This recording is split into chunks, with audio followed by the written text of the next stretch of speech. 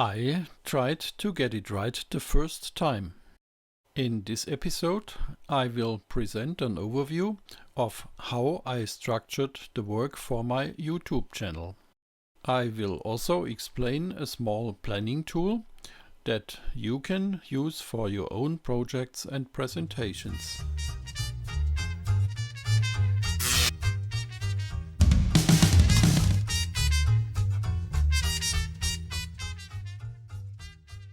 Of course, getting everything right the first time is an illusion, but a proper overview over your project might bring you a bit closer to it. Here is a nice little spreadsheet tool, which you can use for a rough time schedule overview over all your tasks. It doesn't replace a project planning software.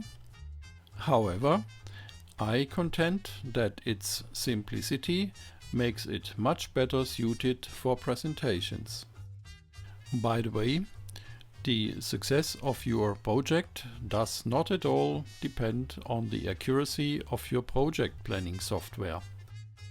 It depends more on whether you are able to estimate the availability of material, workforce, cost, efforts, and time constraints of your tasks right. For creating a YouTube channel, this planning might be a bit overkill, but it helps to be aware at all times whether you want to make the effort and want to take the next step. Here is what I did to create my channel. And yes, it wasn't all so clear to me in the very beginning. According to my growing level of understanding for the matter, I had to revise it several times. And that's why I'm making this video. By the way, you can download the tool for your own purpose. You can change the time axis to weeks, days, hours, or whatever you want. And you can define dependencies in a very simple and flexible way. We will see that later on.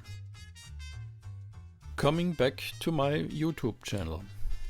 In my mind, the tasks in red are mandatory. The tasks in black are recommended, especially in case you want to monetize your channel. So, in any case, it makes a lot of sense to make up your mind about the type of video channel and the ideas that you have. It is a good plan to derive the content from your own know-how and interests. Then you need to decide on the type of videos you want to create. In my case, I decided to make a tutorial channel.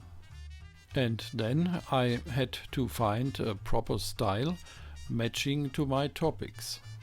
Usually I'm taking a mix between static presentation and video clips that are partially screen videos and partially taken by a camera. I needed quite a while to find the right format, which I can handle both technically with my equipment and with my personal skills. Next, I thought about the positioning and the niche where the channel should fit in. It's not only about the topics you present, it's also about the level of complexity and the level of detail you want to create. I decided to position the channel a bit above the beginner's level. The introduced methods are sometimes even going up to expert level, but only as far as they can be tackled with the complementary tools that I'm providing for download. My creation strategy is to explain the build of projects completely. I'm not only showing a principle working on a breadboard. Usually I'm showing also design ideas and the finished boxes, which I often use for experiments, which I'm also presenting from time to time. Some episodes are explaining interesting engineering methods by using self-made tools, which are always transparent in a sense, so that my followers can see the formulas if they want to get deeper understanding. The meaning of tasks and schedules is simply that I wanted to have the awareness and the understanding of all the tasks we find in this schedule. I think it is worth it. It helped me a lot to stay on top of things and to make the right decisions. Of course, there is still a lot of details in the different tasks which we do not fully understand at this point in time. But at least we get an idea of the complete picture.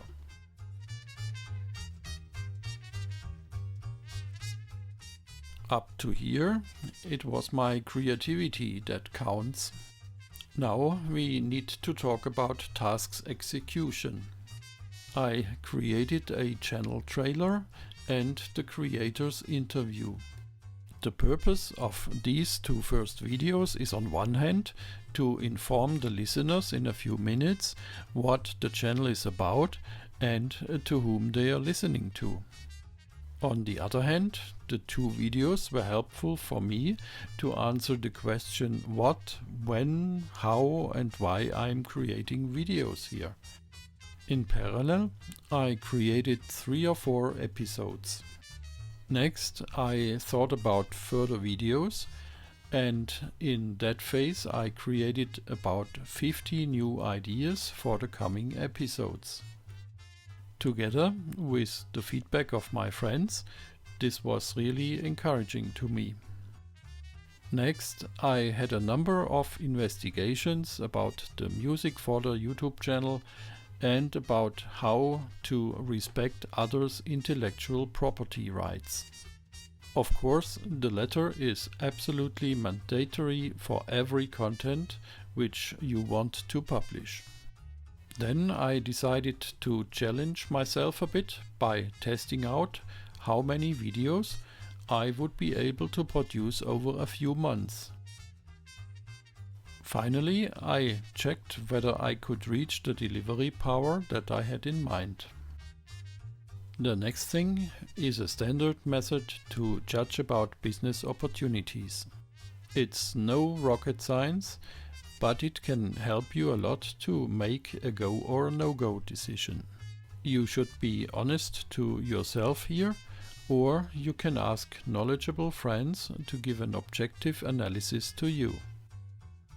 Now we enter a field where I needed to speculate a bit. We create a business plan. While it was easy to quantify the upfront and recurrent cost as well as the invest, it was pretty difficult to even estimate the cash inflow from the monetization possibilities, which we will see later on. Even when there are comparable channels which published their revenue, there is still uncertainty about the height and the development of the revenues of your new YouTube channel. You need to do projections with different scenarios like worst case, best case, etc. From the cash flow analysis, you can judge whether you want to take the expenditure for the channel or not. Fortunately, you can start with a relatively small invest and then grow according to the success of the channel. The brand and its registration might be a bit special in my case, because I felt it would be worth it to design and register a brand. It is mainly to secure the intellectual property rights on my videos. In case you want to go this way as well, you need to be aware that the process will take about 6 months. In my case here, the brand is meanwhile registered, and I could even give licenses to other people. In case you are interested, please let me know. Now let's talk about how to get started with the actual YouTube channel. After we created a new YouTube channel under the new brand, we start testing with first videos. In the first step, we keep them completely private to check whether there is any possible dispute with intellectual property rights is coming up. On this status, you can already play a bit with the video description, subtitles and translation. Then you can set the status to not listed, so that you can share the YouTube links with your friends in order to get some feedback. Don't underestimate the time and effort you will need for improvements. The last step here is then setting the status to public. In case you want to share additional material with your followers, you need any kind of cloud service for the downloads. In my case, I chose GitHub. After setting up the account, first I thought about the proper structure for the download material. Then I started with some material and tested the links from YouTube. This worked fine immediately, so that I could start uploading the regular material. In case you want to grow your channel, you can think about promotion through mailing lists or other social media platforms. However, in any case, you should address adequately interested people only. If people that are not really interested open the videos just for a minute, this will be rather penalized by the YouTube algorithms. It is a good idea to found a company with a limited capital fund in order to mitigate any risk from the operation of the channel. But keep in mind, it means time, effort and money for the founding of the company and all the registrations which it needs. And in addition, there is some recurrent cost related to it.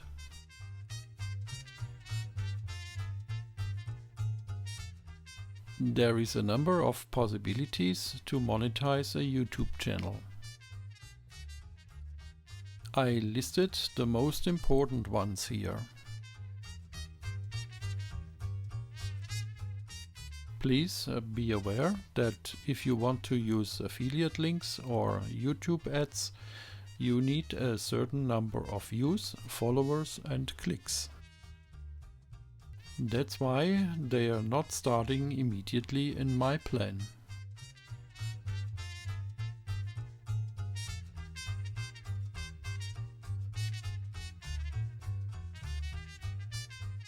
Now let me explain some simple features of this tool, so that you can use it for your own purpose.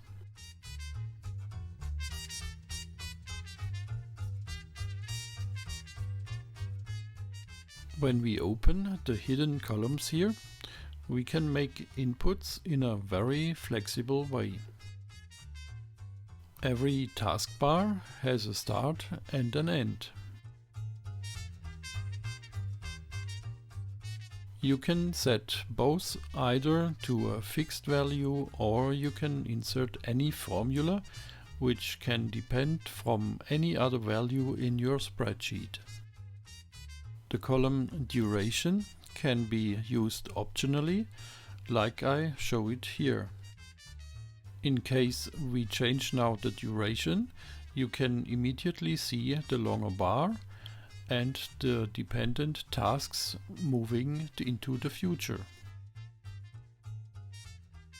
The further columns have no influence to the schedules.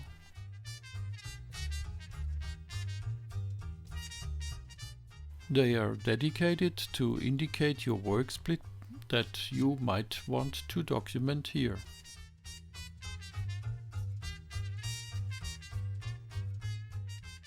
Now, what else can I tell you about the tool? Yes, here is how to change the color of the bars. There is two ways to do this. First, there is the easy way. You open this upper section here, and then you just copy the format of the line to any other line.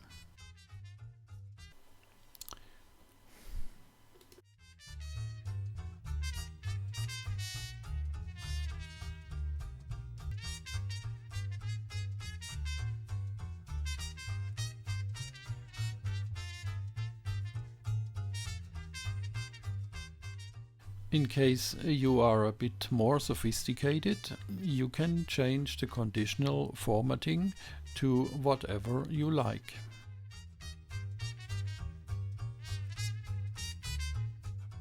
Just as I'm showing here.